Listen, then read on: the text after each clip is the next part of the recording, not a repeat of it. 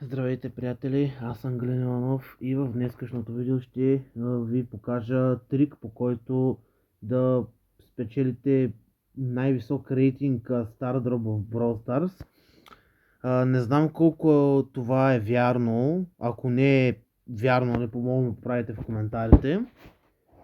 Но целта е, когато цъкнете Stardrop, едното му ученце да мигне. Това означава, че ще стане по-висок рейтинг. Ето сега не стана, което е тъпо. Сега е ред на следващия. Ето, мигна.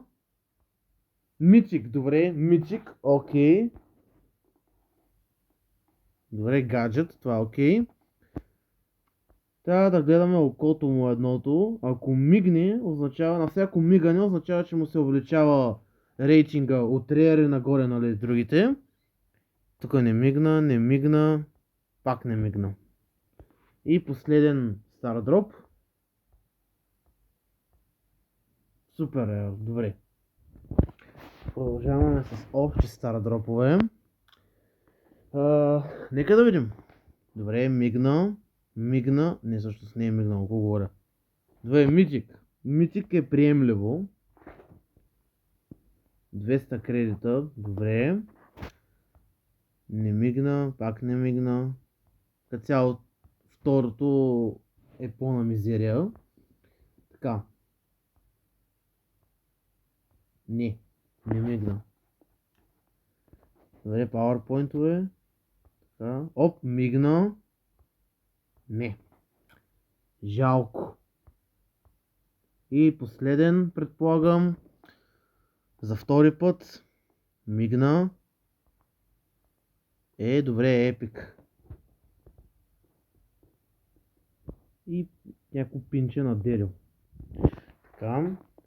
Продължаваме с останалите, мисля, че 5 и може са повече стардропове.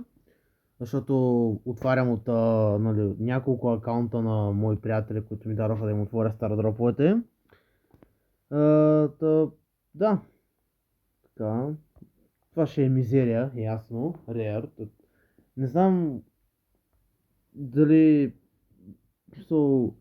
Според мен Rare най-малумните реорди дава, защото все пак, нали, най-ниския рейтинг. Но мен най-много ма кефят Митика и Legendary, защото Митика ми се е случило, ми се падат много хубави неща. И аз като говоря за Митик, да, се падат реари. Да, знаете ли какво, ще спра да говоря за високи рейтинги. Добре. Добре, супер реар, пак приемливо, третия стардроп. Това е четвърти. От друг акаунт. Нали? Така. Не. Добре, последен. Да видим. Това мисля, че се пада 15-тия стардроп, който отварям. Да видим. Добре. Тъпа работа. И ето, че ще направим в едно видео 20 стардропа, отворени на видео. Да, нека да отварям последните 5 стардропа и да видим какъв ми е късмета, в смисъл, то не е въпрос на късмет, де е въпрос на шанс от самата игра, нали, за нещо да се падне, защото както виждате, паднаха са няколко пъти, два митика мисля, че или колко бяха там, не съм ги борел, но се паднаха няколко митика и няколко епика, а сега играта тук се излага. Да, само реари. Само реари. То фактически цялата игра е само реар, супер реар. Не знам някой от вас дали забелязал ли, че само реар и супер реар. Това са най-често срещаните стардропи в играта. Не знам. Добре, супер реар. Според мен играта трябва, мисля, Supercell малко трябва да дигнат шансовете за така, нали, хубави реорди, повече шанс да има за митик, поне стардроп, не да е legendary, поне епик, митик, нещо е такова, нали, да има по-голям шанс, защото примерно представете си ситуацията, влизате в някакъв турнамент, нали, защото вече няма кутии както преди, и печелите, нали, стардропа и си казвате, нали, сега, нали, труда ми ще се отплати по някакъв начин, нали, играта за този моят труд, който съм вложил в турнира да го спечеля. и бам, отваряте всичките стара дропове и ви се пада едно голямо нищо. Това би било много гадно. На мен много пъти ми се е случило. Пишете в коментарите колко пъти сте печелили турнири, в които има стара дропи като награда и ви са падали пълни прости. Аз лично мога да кажа, че над 90% от случаите, които съм печелил от турнири, винаги ми са падали простоти. Тук там, ако ми се падне Legendary или Mythic Star Drop, говоря, нали, да ги отваряте, а не да от Brawl Pass, нали, да си вземете гарантирано Legendary, защото там няма как да няма легендарен. Говориме, когато си спечелите наградите Star Drop, отваряте ги или от Мегапика и просто ви се падат простоти като ето тази.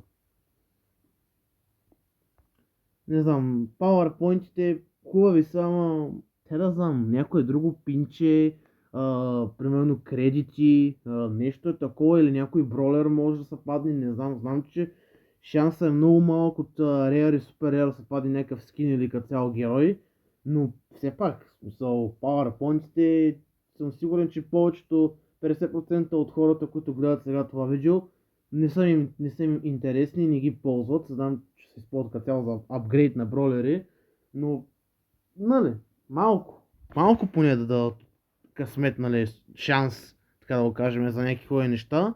Supercell да го направят това. Не знам, просто не знам. Също така, хора, това е клубът ми в Brawl Stars. Ако искате, може да се присъедините. Ще освободя 5 места. И да, пак казвам, който иска, може да се присъедини. Единствените условия са да бъдете активни, да играете когато е възможно за Мегапик. В смисъл, като излезе евента Мегапик, трябва да играете. В противен случай, ако не сте играли, ще бъдете изгонени, нали, кикнати, както се казва, от клуба.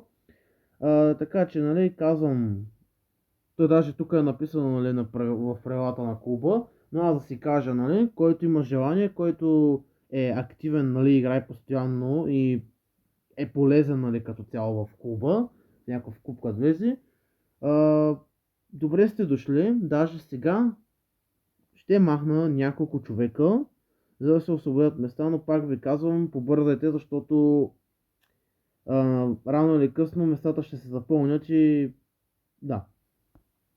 Така, първият, който изчезва, вторият, който изчезва, третият, четвърти и петият.